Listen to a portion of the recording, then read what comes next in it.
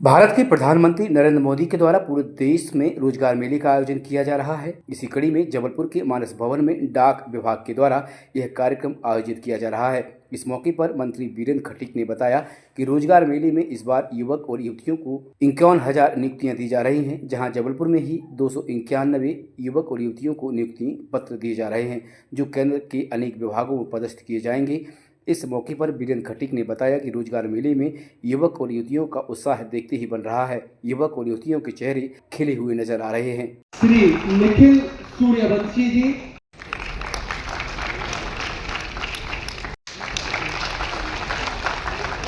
चाहता है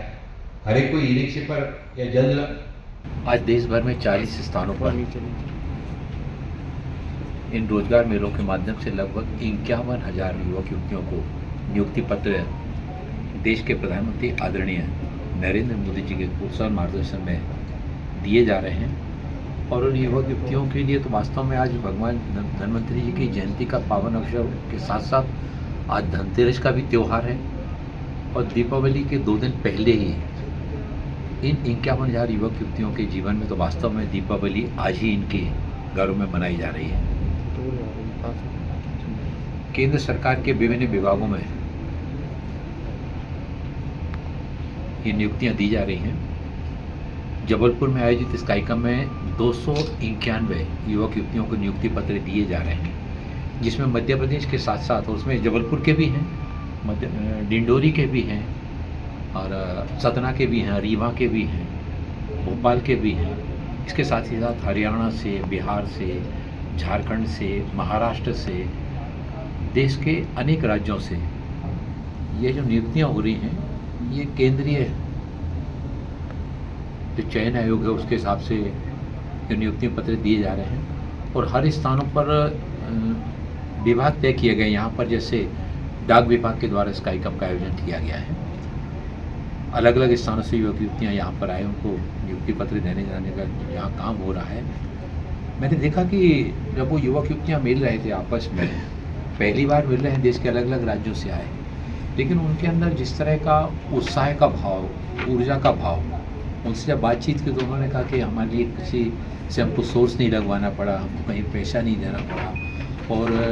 माननीय प्रधानमंत्री जी के नेतृत्व में पूरी पारदर्शिता के आधार पर केंद्र सरकार की नियुक्ति दिए जाने का काम किया जा रहा है। इससे जहाँ उनके मन में एक विश्वास का भाव जागृत हुआ है, वहीं और भी अधिक ऊर्जा के साथ में एक बेटी दमोह से आई, उसने कहा कि हमको जो अवसर मिला है, मैं अपने जीवन का 100% सेवा देने का काम मैं कहीं पीछे नहीं रहूँगी। कि जिस तरह से हमको बिल्कुल सामान्य प्रयास करने पर हमको नौकरी प्राप्त हुई है, अब हमारी जिम्मेवारी आई है कि हम समाज के लिए हम क्या कर सकते हैं। यही बात माननीय प्रधानमंत्री जी ने कही है। माननीय नरेंद्र मोदी जी ने कहा है कि अभी आपको अवसर मिला है कि आप समय जिस स्थान पर बैठ कर के, जिस विभाग में आप जा रहे हैं, उस स्थान पर बैठ कर के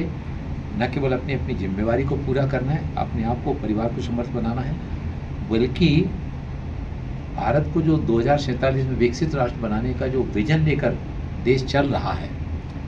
उसमें आप अपने स्थान पर रहकर, आज आपकी उम्र